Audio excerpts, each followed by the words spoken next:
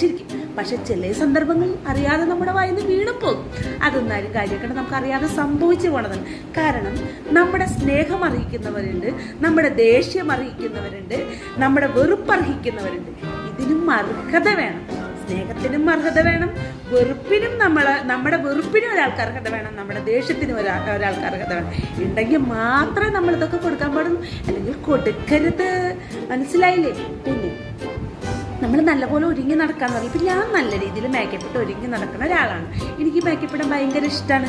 എനിക്ക് എന്നെ സ്ഥിരമായിട്ട് ഒരുക്കി തരുന്ന ഒരു ബ്യൂട്ടീഷ്യൻ ഉണ്ട്, ജയശീലൻ. ശീലപ്പൻ എന്ന് ഞങ്ങൾ വിളിക്കും, സ്നേഹത്തോട് ശീലപ്പാന്ന് വിളിക്കും. അദ്ദേഹത്തിന് കൊടുങ്ങല്ലൂർ ഡ്രീംസ് ബ്യൂട്ടി പാർലർ എന്ന് പറഞ്ഞ ബ്യൂട്ടി പാർലറുണ്ട്. അദ്ദേഹം നമ്മുടെ സിനിമ മേഖലയിലൊക്കെ മേക്കപ്പൊക്കെ ചെയ്യുന്ന ഒരാളാണ്. ഇപ്പോഴും ചെയ്തുകൊണ്ടിരിക്കുന്നു, മുമ്പ് ചെയ്തിട്ടുണ്ട്. അപ്പം ഞാനിതൊക്കെ പറയാനുള്ള കാരണം എന്താണെന്ന് വെച്ചിട്ടുണ്ടെങ്കിൽ, നമ്മളിപ്പോൾ ഈ ചൊറിയാൻ വരുന്ന ചില കാര്യം പറയില്ലേ, ഇങ്ങനത്തെ ചില ഇതുകൾ നമ്മുടെ അനുഭവത്തിലും ഇടയ്ക്കിടയ്ക്കൊക്കെ ഇങ്ങനെ വന്നു കയറാൻ ഇടയ്ക്കിടയ്ക്ക് ഇങ്ങനെ സംഭവിക്കാറുണ്ട്. നമ്മൾ നല്ല ഡ്രസ്സ് ഇട്ടാൽ ചോദിക്കും, അയ്യോ ഇതെന്താ ഇങ്ങനെ ഇട്ടിരിക്കണേ, അല്ലെങ്കിൽ ഇതെന്താ ഇങ്ങനത്തെ ലിപ്സ്റ്റിക് ഇടേ,